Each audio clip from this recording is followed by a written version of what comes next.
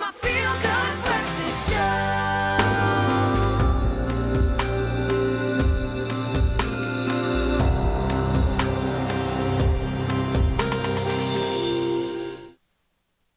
Just in time here on your Feel Good Breakfast Show for our Health Talk on Health Tuesdays. Now, World Lupus Day is observed every year on the 10th of May. This day aims to raise awareness and also educate the public about the signs and also the symptoms and health effects of the disease. Now, this morning, our good friend, a trusted infectious diseases specialist and HIV clinician, Dr. Emile Reid, is joining us in the studio to tell us more about this disease. A very good morning to you, Doctor. Morning, guys. Fantastic to be back. Always good to have you, of course. Always good to be enlightened and educated by you. And you're talking about lupus, right? Yes. Which I believe is a disease, if I'm not mistaken, is the term. But what exactly is it? Can you tell us more about it? Well, lupus is the Latin word for wolf. Okay. And where it comes from a specific rash that people saw in patients suffering of lupus. They developed this malar rash on their face. And lupus is what we call a multi-systemic connective tissue disease. And if you think about it, connective tissue exists right throughout your body. So lupus can affect every organ in your body.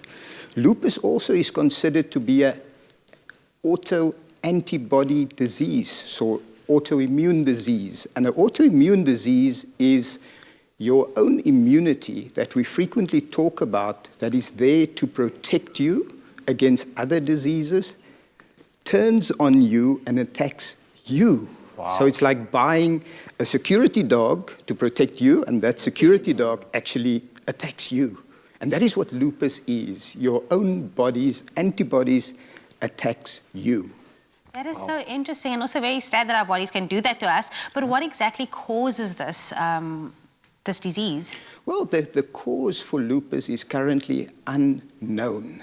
And what we do know is that there's some form of genetic abnormality that occurs. So usually if you develop lupus, you will actually find out that there is an aunt or an uncle or whoever who had lupus before even died of lupus, as we saw earlier with the Jennifer Lopez concert as well. You always have a family history of lupus, maybe far off.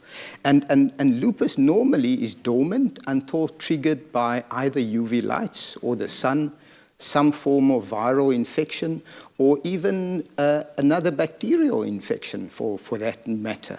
And it just instigates a massive inflammatory response that just carry on and carry on. Oh, wow, so lying dormant as somewhat of a, I don't know, genetic disposition, so to speak. Yeah. If we were then to have it activated within us, or it was to kind of resurge, what are those sort of outcomes? I mean, does it vary? Is it always going to be the same thing? Do you get different types of, is there a scale of it, so to speak? Exactly. And the one thing about lupus, we actually found it in non-Caucasian patients. And in South Africa, amongst the black, colored, Asian patient population, very rarely found in the Caucasian population group. Also, in females, and because it exists in females, we think there might be a hormonal predisposition as well. We actually find it in females 10 times more than we find it in males. Whereas in males, we do get it more complicated. And lupus exists in different probably degrees, and we do find a skin disease called discoid lupus. And on the other side, the more important one and the more dangerous one is what we call systemic lupus. And systemic lupus is the autoimmune disease that affects your whole body, from your brain, lungs, heart, muscles, nerves, everything. Wow. Well, Dr. Reid, it's enlightening to say the least, and made me very aware.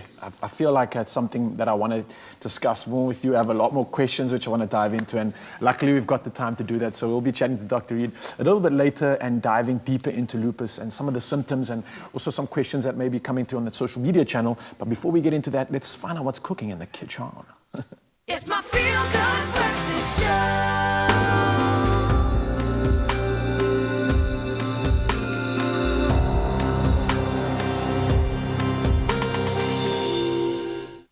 Welcome back, you beautiful souls.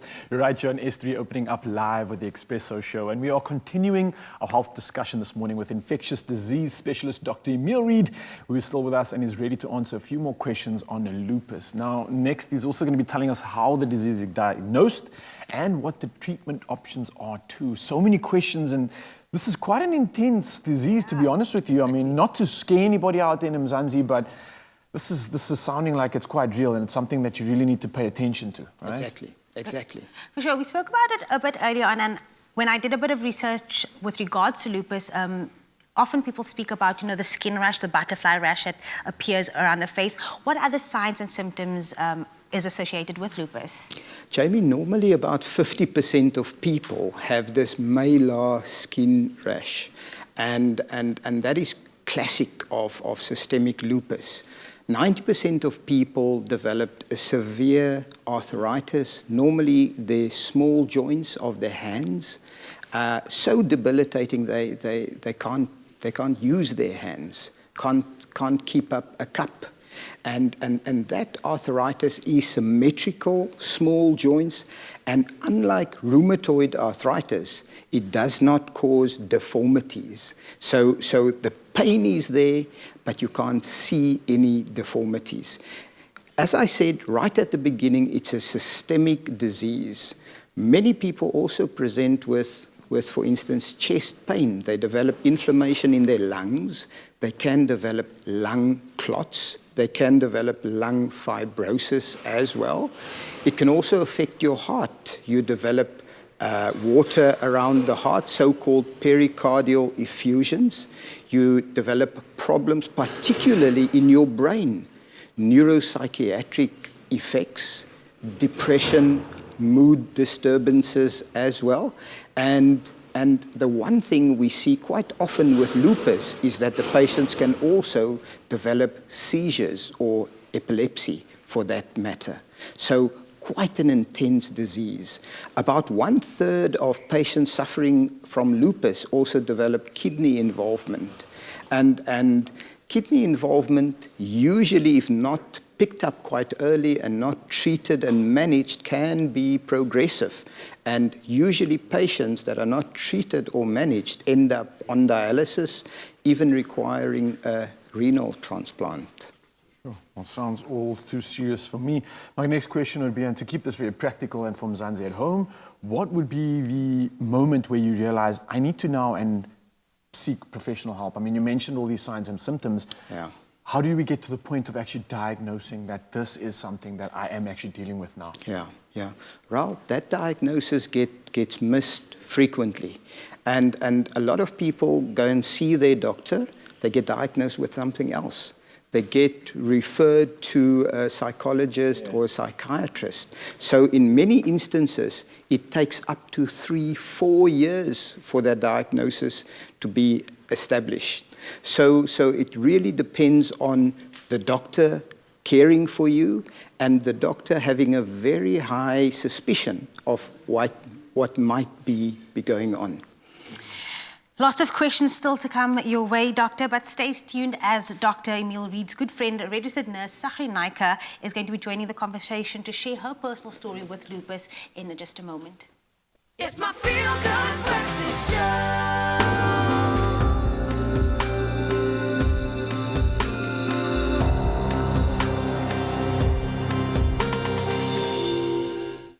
You are still live here on your Feel Good breakfast show, just in time for, again, another interesting conversation. Now, joining our conversation on World Lupus Day awareness this morning is registered nurse Sagri Naika. Now, Sagri was diagnosed with lupus and just yesterday released her book, The Show Must Go On her personal health journey. She's here to share her inspiring story with us. So, a very warm welcome to us this morning, Sagri. Yes. How are you doing, firstly, before we get into it? I'm doing good so far. It's good to have you. I mean, from just chatting to Dr. Emile, and lupus sounds like such a devastating thing to find out that you have, and then the journey to get there and beyond is just incredible. So I just want to thank you for coming through and sharing your story with Mzansi, because it is absolutely appreciated. But to get into it, when it first started, what sort of symptoms did you initially even think you were having, and that led to maybe thinking that this might be lupus? It started off as severe exhaustion. I would be tired, chronically fatigued, muscle and joint aches, shortness of breath, tired to the point where I felt like I had no sleep the night before, even though I did.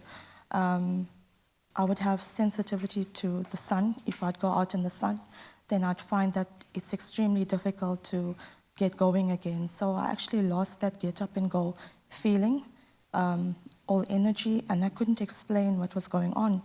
So for a long time, I put it down to my work, the type of job that I did. So I was a nurse, and I thought because my work was physically demanding, the many hours we spent at work, I always thought maybe I'm fatigued from that. And so I went on dismissing the symptoms, thinking that it will go away until it really got complicated and just began to get worse as time went by. When did you have, a come to Jesus moment where you're like, this is not fatigue, this is not my work, this has to be something serious?